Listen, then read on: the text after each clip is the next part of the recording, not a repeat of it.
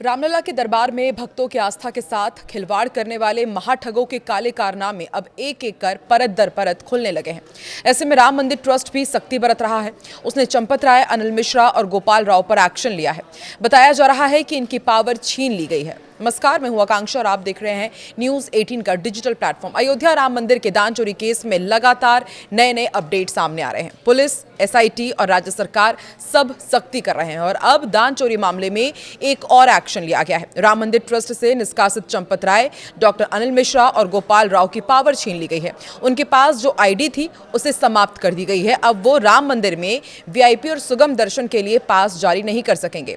Special investigation team हर दिन घंटों घंटे जांच पड़ताल कर रही है। कई बड़े खुलासे हो रहे हैं और इसी बीच राम मंदिर दान चोरी मामले के बीच श्री राम जन्मभूमि तीर्थ क्षेत्र ट्रस्ट ने बड़ा प्रशासनिक फैसला लिया है। ट्रस्ट से निष्कासित पूर्व महासचिव चंपत राय, पूर्व सदस्य डॉक्टर अनिल मिश्रा और विशेष आमंत्रित सदस्य गोपाल राव की वीआईपी और सुगम दर्शन वाली पास जारी करने वाली आईडी रद्द कर दी गई है। अब इनके नाम से किसी भी श्रद्धालु के लिए विशेष या फिर सुगम दर्शन के पास जारी नहीं किए जाएंगे। ये व्यवस्था मंदिर के भूमि पूजन के समय से लागू थी, जिसे अब समाप्त कर दिया गया है। मई के आखिरी सप्ताह में राम मंदिर ट्रस्ट से जुड़े पदाधिकारियों ने बैंक में जमा हो रही रकम का ब्यौरा देखा और रोजाना दान पेटियों के खाली होने के क्रम की पड़ताल की तो चोरी का शक पैदा हुआ। दरअसल एक दान पेटी में 6 से 7 लाख रुपए एक बार में जमा होते थे, लेकिन कुछ सप्ताह में 500 की गड्डी में कमी देखी गई। इसके बाद शक गहराया तो नोट गिनने वाले कमरे में कुछ हिडन कैमरेज लगवाए गए।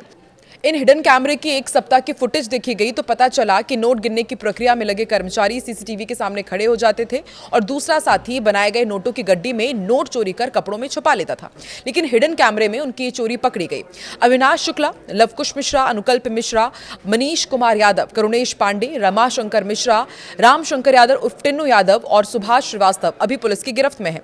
लगातार जांच पड़ताल और पूछताछ की जा रही है। अब गिरफ्तार आरोपियों के मोबाइल फोन ने कई अहम राज उगले हैं। वहीं राम मंदिर दान चोरी मामले में अयोध्या पुलिस को बड़ी सफलता मिली। पुलिस ने आरोपी अनुकल्प मिश्रा की निशानदेही पर चोरी के पैसों से खरीदी गई एक स्विफ्ट डिजायर कार, सोने की चेन और सोने का पेंडुलम बरामद किया है।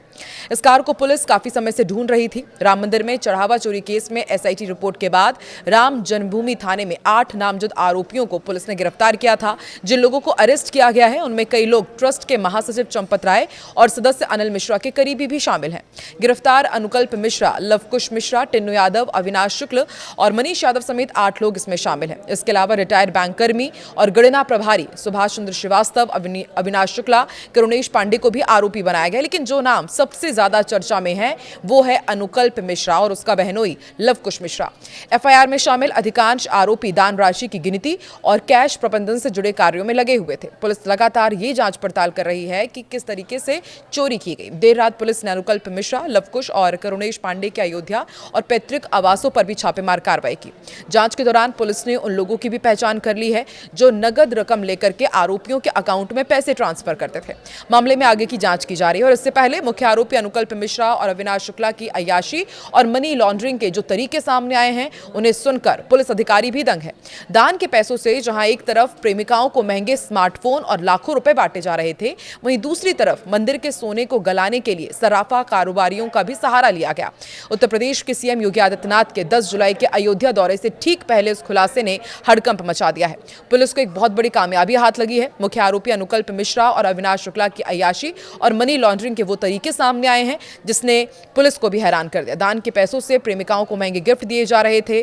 सराफा कारोबारियों की जो मिलीभगत सामने आई है, उस पूरे मामले में अब और भी कई दिलचस्प खुलासे हो सकते हैं। 8 लोगों की गिरफ्तारी हुई है। उत्तर प्रदेश के मुख्यमंत्री योगी आदित्यनाथ 10 जुलाई को अयोध्या पहुंचेंगे। जिस तरीके के खुलासे हो रहे हैं, अब देखने वाली बात होगी कि अब योगी सरकार की तरफ से किस तरह से सख्ती बरती जाएगी। पुलिस रिमांड के दौरान मुख्य आरोपी अनुकल्प मिश्रा ने कबूल किया है कि उसने राम मंदिर से चुराए कैश, ब्लैक मनी को ठिकाने लगाने के लिए एक शातिर नेटवर्क तैयार किया था। अनुकल्प अपने जानने वालों, रिश्तेदारों और करीबियों को मंदिर से चोरी किया गया भारी भरकम कैश देता था और फिर उसी रकम को उनके बैंक अकाउंट के जरिए ऑनलाइन अपने अकाउंट में ट्रांसफर करवाता था। इस तरह वो पूरी चालाकी से अवैध पैसे को व्हाइट मनी में बदल रहा था। इतने नहीं, पुलिस ने अनुकल्प मिश्रा के घर पर हुए एक धार्मिक कार्यक्रम में टेंट, कैटरिंग और अन्य मटेरियल सप्लाई करने वाले दुकानदारों और लोगों के भी बयान दर्ज किए हैं और जांच में ये पता चला है कि इन कार्यक्रमों के खर्चों का भुगतान भी इसी चोरी के पैसे से किया गया। पुलिस अनुकल्प मिश्रा को सबूतों की बरामदगी के लिए उसके पैतृक आवास पर भी लेकर जा सकती है। तो देखिए एक के बाद एक कितने बड़े खुलासे हो रहे हैं। अनुकल्प मिश्रा से बस अभी इतना सब कुछ खुलासा हुआ है, तो सोचिए जब 8 आरोपियों से पूछताछ की जाएगी तो फिर और भी चौंकाने वाले खुलासे हो सकते हैं। आपको क्या लगता है किस तरीके से मंदिर से जो दान राशि चोरी की गई उसका इस्तेमाल इन 8 लोगों ने किया, और क्या सिर्फ 8 लोग जिम्मेदार हैं इतनी बड़ी चोरी के लिए? किस तरह से एक्शन लिया जाना चाहिए, क्योंकि लाखों करोड़ों लोगों की आस्था के साथ ये सरासर खिलवाड़ है। कमेंट सेक्शन में जरूर बताएं।